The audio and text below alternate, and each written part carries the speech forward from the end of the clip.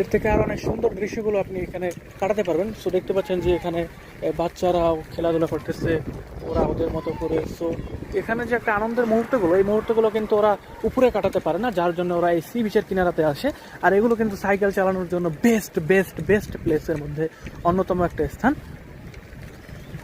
Cycle চালানোর জন্য best একটা স্থান হচ্ছে এটা।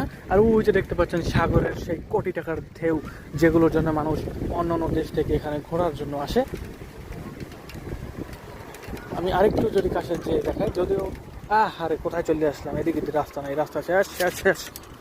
সো আমি আসলে ভুল রাস্তায় ভুল পথে চলে আসছি। আমি আসলে এগুলো খুব একটা দৃশ্য দেখাতে পারবো না, এর কারণ হচ্ছে যে এগুলোর দৃশ্য যদি আমি ঠিকঠাকভাবে দেখাই তাহলে হয়তো আমার ইউটিউব চ্যানেল অথবা ফেসবুক পেজ থাকবে না কপিরাইট সমস্যার কারণে। কারণ জানেন যে ইউরোপের দেশগুলোতে সি বিচগুলোর দৃশ্য খুব একটা সুন্দর না, সুন্দর ড্রেস পরে না বা